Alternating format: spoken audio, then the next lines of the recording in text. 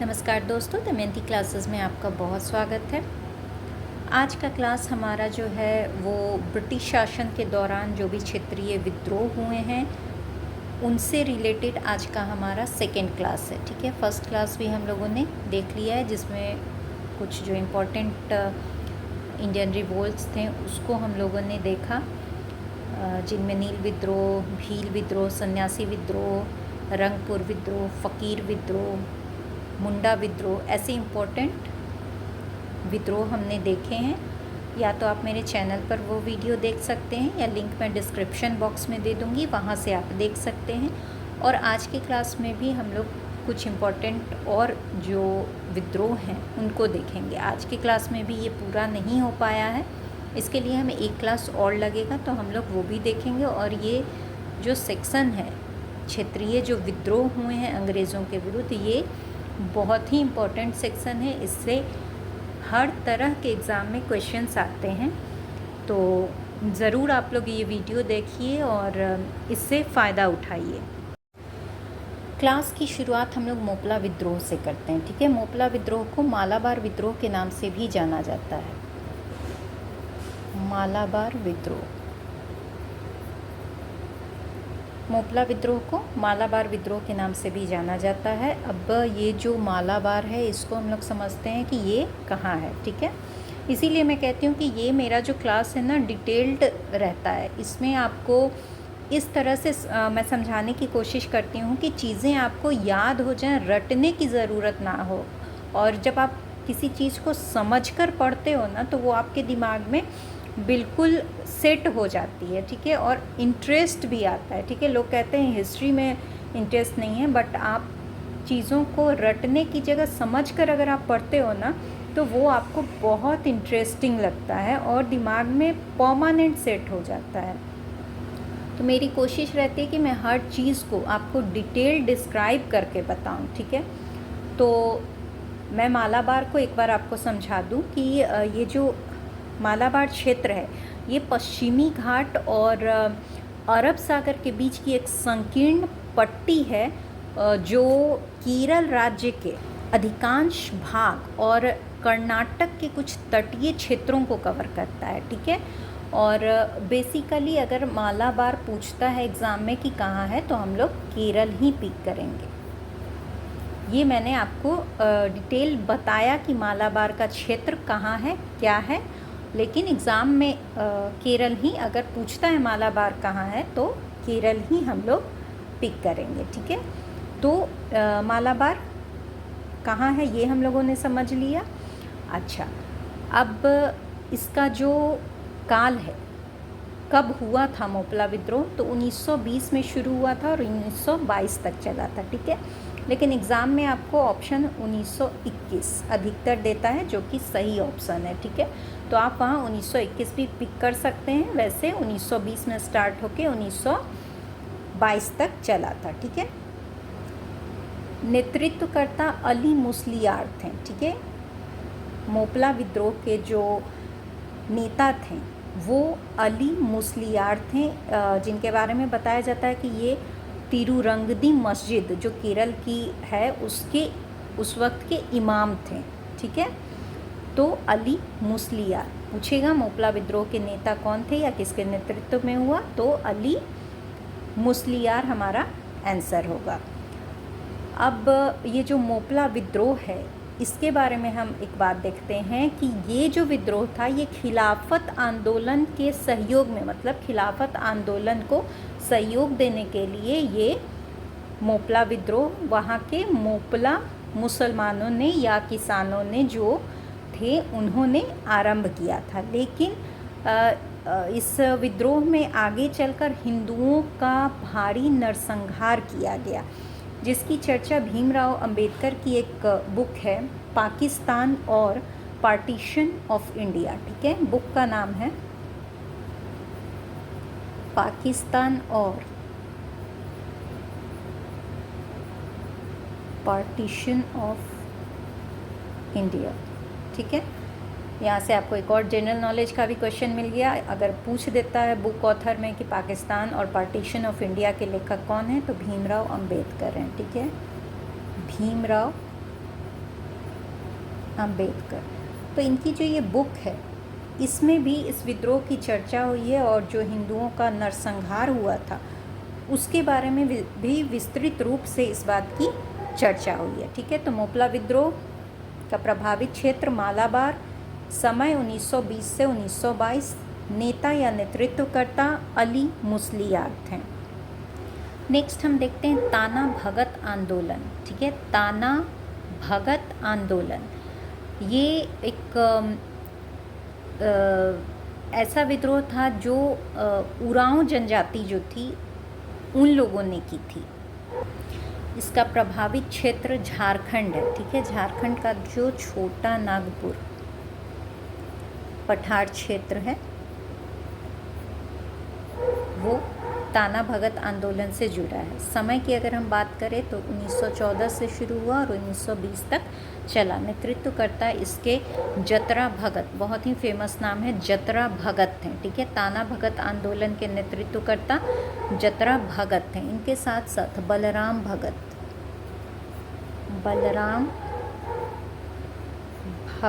और गुरु रक्षितनी भगत। ठीक है, गुरु रक्षितनी भगत, ये दो नाम भी ध्यान रखेंगे जतरा भगत के साथ साथ। ठीक है, ये जो ब्रिटिश भारत का जो छोटा नागपुर क्षेत्र था इसमें स्थानीय ब्रिटिश अधिकारियों की नीतियों और स्थानीय ज़मींदारों की जो शोषणकारी व्यावसायिक प्रथा थी उसके खिलाफ एक आदिवासी आंदोलन था जो मुख्य रूप से उरांव लोगों के द्वारा, उरांव जनजाति के द्वारा ये आंदोलन चलाया गया था। ठीक है, इसका नाम था ताना भगत आंदोलन। प्रभावित क्षेत्र छोटा नागपुर पठार, समय 1914 से 1920, नेतृत्वकर्ता जतरा भगत। साथ में नाम रखेंगे याद बलराम भगत और गुरु रक्षितनी भगत का। नेक्स्ट हमारा है पहाड़िया विद्रोह। ठीक है, ब्रिटिश औपनिवेशिक शासन के खिलाफ संथाल परगना क्षेत्र जो कि झारखंड में है उसकी जो पहाड़िया जनजाति थी। ठीक है, पहाड़िया जनजाति, इसके द्वारा किया गया एक आदिवासी विद्रोह था। ठीक है, पहाड़िया विद्रोह भी एक आदिवासी विद्रोह ही था। ताना भगत आंदोलन भी एक आदिवासी विद्रोह था। पहाड़िया विद्रोह का जो प्रभावित क्षेत्र था वो संथाल परगना था, झारखंड में है ये क्षेत्र। इसका जो समय था वो 1772 से 1782 तक चला। ठीक है, इसके समय के साथ इसके नेतृत्वकर्ता बदल गए लेकिन समय जो था पहाड़िया विद्रोह का वो 1772 से 1782 तक चला। ठीक है, नेतृत्वकर्ता को अगर हम लोग देखते हैं तो रमना आहरी। ठीक है, रमना आहरी ने 1772 में पहाड़िया विद्रोह का नेतृत्व किया और उसके बाद 1778 में जगन्नाथ देव ने, ठीक है, 1778 में जगन्नाथ देव ने और महेशपुर की रानी सर्वेश्वरी हैं। ठीक है, इन्होंने 1781 से 82 के दरमियान इस विद्रोह का नेतृत्व किया था। ठीक है, तो 3 नाम ध्यान रखेंगे पहाड़िया विद्रोह से, रमना आहरी, जगन्नाथ देव, महेशपुर की रानी सर्वेश्वरी। ठीक है, नेक्स्ट हमारा है रामोसी विद्रोह। रामोसी विद्रोह क्या था? ये पश्चिमी भारत में 19वीं शताब्दी के दौरान ब्रिटिश शासन के खिलाफ हुआ। हर क्षेत्रीय विद्रोह तो ब्रिटिश शासन के खिलाफ ही था, लेकिन ये एक महत्वपूर्ण आदिवासी विद्रोह था जो मुख्य रूप से महाराष्ट्र के सतारा, पुणे और इसके आसपास के क्षेत्रों में रहने वाले जो रामोसी समुदाय के लोग थे। ठीक है, रामोसी समुदाय के लोग थे, उन लोगों के द्वारा ये विद्रोह किया गया था। ये जो रामोसी समुदाय के लोग थे ये मराठा शासन के दौरान सेना और पुलिस में काम किया करते थे, लेकिन ब्रिटिश शासन में उनकी नौकरी चली गई, जिसके कारण उन्होंने विद्रोह कर दिया। और क्योंकि ये रामोसी समुदाय के लोगों ने विद्रोह किया था इसलिए इस विद्रोह का नाम ही रामोसी विद्रोह पड़ा। ठीक है, और इसका जो प्रभावित स्थल है वो हमने देखा पश्चिमी घाट है। ठीक है, महाराष्ट्र का सतारा, पुणे और आसपास का जो क्षेत्र था तो प्रभावित स्थल पश्चिमी घाट है। समय इसका 1822 से 1829 है। 1822 में रामोसी विद्रोह स्टार्ट हुआ था, 1829 तक चला। और इसके जो नेतृत्वकर्ता थे वो थे चित्तूर सिंह, ठीक है। रामोसी विद्रोह के जो नेतृत्वकर्ता थे वो चित्तूर सिंह थे, ठीक है। इनके बाद दो नाम और ध्यान रखेंगे, उमाजी नाइक और बाबू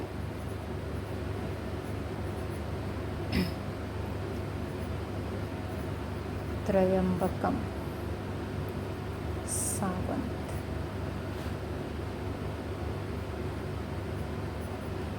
उमाजी नाइक और बाबू त्रयंबकम सावंत, चित्तूर सिंह के बाद इन लोगों ने ही इस विद्रोह की कमान संभाली थी। आज की क्लास का नेक्स्ट जो इम्पोर्टेंट विद्रोह है हमारा वो है त्रावणकोर का विद्रोह, ठीक है। त्रावणकोर का जो प्रभावित क्षेत्र है वो त्रावणकोर ही है। समय इसका 1808 से 1809 एक वर्ष चला था। ये नेतृत्वकर्ता वेलू थम्पी है, ठीक है। इसको विस्तार से हम लोग समझते हैं कि त्रावणकोर, ठीक है। सबसे पहले तो हम लोग ये देखते हैं कि त्रावणकोर कहाँ है। तो त्रावणकोर केरल का जो दक्षिणी भाग है, ठीक है। केरल का जो दक्षिणी भाग है वो पहले एक स्वतंत्र रियासत थी, त्रावणकोर रियासत, ठीक है, जो त्रावणकोर राजघराने के द्वारा शासित होती थी। तो उस वक्त जब ब्रिटिश ईस्ट इंडिया का इस क्षेत्र में, त्रावणकोर के क्षेत्र में प्रभाव बढ़ा, तो त्रावणकोर राज्य पर उनका नियंत्रण, उन्होंने साम्राज्यवादी नीति के ही थे अंग्रेज, तो उन्होंने त्रावणकोर राज्य पर भी अपना नियंत्रण स्थापित करने की चेष्टा की और इसी के खिलाफ त्रावणकोर का विद्रोह हुआ, ठीक है। इसको वेलू थम्पी का विद्रोह भी कहते हैं। क्यों कहते हैं? क्योंकि इसके जो नेतृत्वकर्ता थे उनका नाम ही वेलू थम्पी था। और ये जो वेलू थम्पी थे ये 1802 से 1809 के बीच में त्रावणकोर रियासत के प्रधानमंत्री थे, ठीक है। तो ये ब्रिटिश शासन का जो प्रभुत्व बढ़ रहा था त्रावणकोर पर, उसके विरोध में वेलू थम्पी ने 1808 से 1809 के बीच में यह विद्रोह किया था। सबसे इम्पोर्टेंट आंदोलन वहाबी आंदोलन या वहाबी आंदोलन, इससे एग्ज़ाम्स में कंटिन्यूअसली क्वेश्चन आते हैं, ठीक है। किसी भी तरह के एग्ज़ाम में क्वेश्चन आते हैं, ठीक है। तो ये हमारे लिए मोस्ट इम्पॉर्टेंट आंदोलन है। और जो बिहार स्टेट के लोग हैं बीपीएससी के लिए, तो ये बेहद ही इम्पॉर्टेंट टॉपिक है, ठीक है। तो इसका जो प्रभावित क्षेत्र है वो बिहार, बंगाल और उत्तर प्रदेश था। समय की बात करें तो वहाबी आंदोलन 1820 से 1870 तक चला। इसके नेतृत्वकर्ता सैयद अहमद बरेलवी थे, ठीक है। वहाबी आंदोलन क्यों हुआ, ठीक है, ये इसको हम लोग अच्छे से समझते हैं। अच्छा, एक चीज़ और यहाँ, सल्फ़ी आंदोलन, ठीक है, इसको सल्फ़ी आंदोलन भी कहा गया है। सल्फ़ी आंदोलन किस आंदोलन से संबंधित है या किस आंदोलन का दूसरा नाम है? तो वहाबी आंदोलन या वहाबी आंदोलन, ठीक है। तो ये जो आंदोलन हुआ ये इस्लाम धर्म को उसकी प्रारंभिक शुद्धता में वापस लाने और गैर इस्लामी प्रथाओं को हटाने के उद्देश्य से 18वीं सदी में, ठीक है, 18वीं सदी में शताब्दी में मोहम्मद इब्न अब्द अल बहाव, ठीक है, आई होप आप लोग को दिख रहा है, हाँ यहाँ लिखती हूँ, ठीक है, मोहम्मद इब्न अब्द अल बहाव, इनके द्वारा अरब में इसकी शुरुआत हुई थी।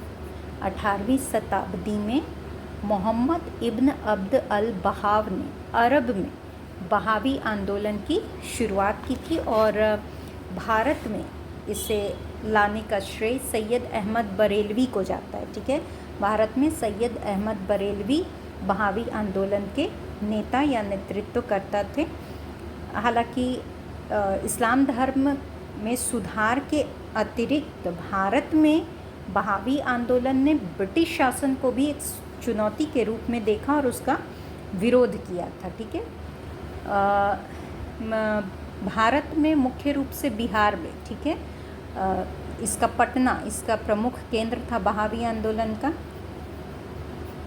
और 1820 से 1870 तक लगातार पटना इसका मुख्य केंद्र रहा और यह आंदोलन पटना में सक्रिय रहा। ठीक है, और बहावी आंदोलन के जो अनुयायी थे, ठीक है, ये अपने आप को अहले हदीस कहते थे।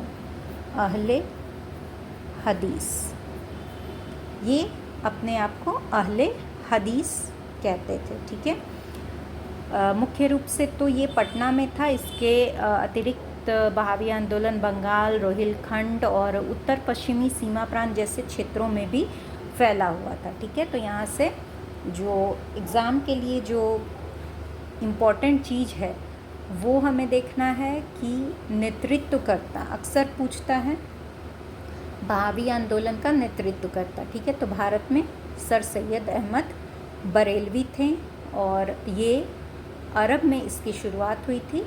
भारत में इसे सैयद अहमद बरेलवी ने लाया, 1820 में लाया और 1870 तक चला। मुख्य इसका जो केंद्र था इस आंदोलन का वो पटना था। ठीक है, नेक्स्ट जो हमारा है वो है फ़रायजी आंदोलन। फ़रायजी आंदोलन भी जस्ट बहावी आंदोलन जैसा ही था। ये भी आंदोलन इस्लामी प्रथाओं को पुनर्जीवित करने, गैर इस्लामी रीति रिवाजों को ख़त्म करने और अंग्रेजी शासन के द्वारा जो सामाजिक आर्थिक शोषण हो रहा था समाज में उसके विरुद्ध हुआ था। ठीक है, इसको फ़रायजी आंदोलन भी कहते हैं।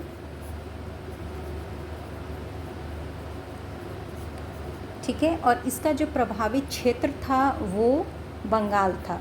अभी वर्तमान में तत्कालीन बंगाल था, वर्तमान में ये पश्चिम बंगाल और बांग्लादेश में ये क्षेत्र जा चुके हैं, जैसे ढाका, फरीदपुर, बाड़ीसल, मैमनसिंह, कोमिला ज़िला, ये सब जो क्षेत्र थे इसमें फ़रायजी आंदोलन हुआ। ठीक है, बहावी आंदोलन, फ़रायजी या फ़रायजी आंदोलन, दोनों का जो उद्देश्य था, जो मुख्य कारण था इस आंदोलन का, वो बिल्कुल सेम था।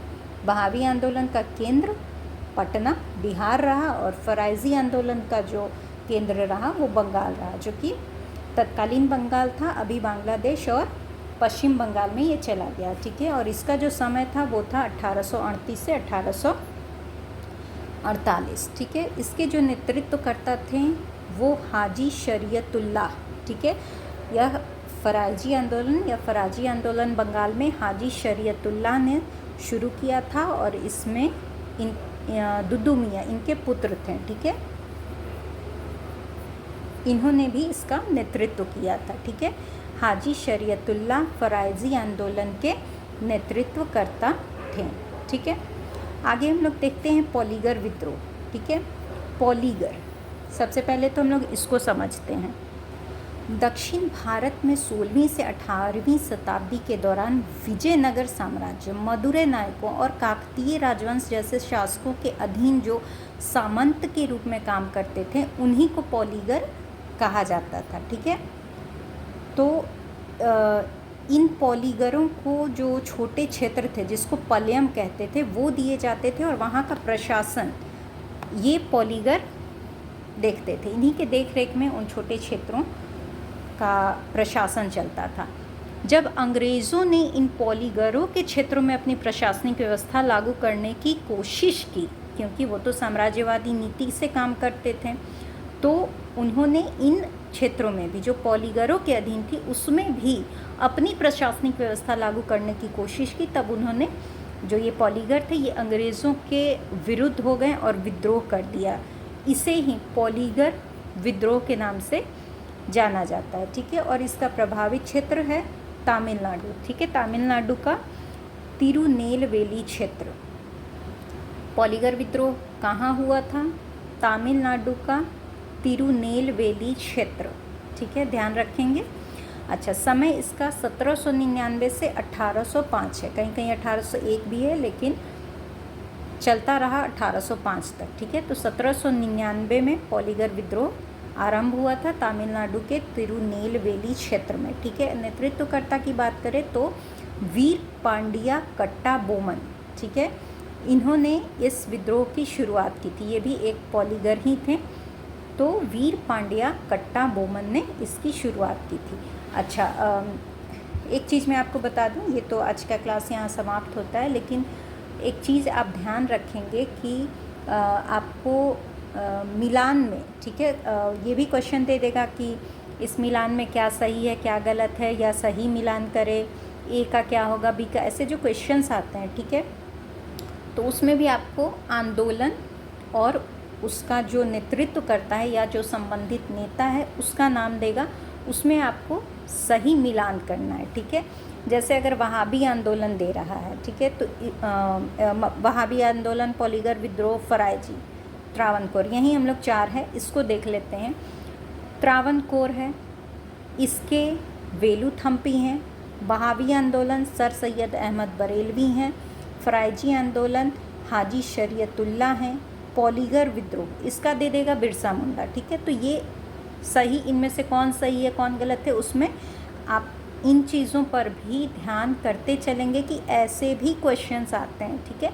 सीधा सीधा ऐसे तो मैंने आपको समझा दिया है, लेकिन घुमा फिरा कर भी क्वेश्चन आएंगे, तो डीपली आप इसको पेन डाउन करें, रिवीजन करें, दिमाग में बिल्कुल सेट करें। और मुझे पर्सनली लगता है कि जिस तरह से मैं चीज़ों को तोड़ तोड़ कर आपको समझा देती हूँ, आप बिल्कुल चीज़ों को नहीं भूलेंगे, ठीक है। तो आप बिल्कुल चैनल से जुड़े रहें और जो भी वीडियोस आते हैं उसको प्लीज़ लाइक, शेयर, कमेंट भी करके मुझे बताएं कि कैसा आपको ये क्लास लग रहा है, ठीक है। तो नेक्स्ट जो हमारा क्लास होगा वो भी कुछ इम्पोर्टेंट और हमारे जो रिवोल्ट हैं, ठीक है, बचे हुए हैं, उनके साथ मैं आपसे जुड़ूंगी, बहुत जल्द जुड़ूंगी। तब तक आप अपना ध्यान रखें। धन्यवाद।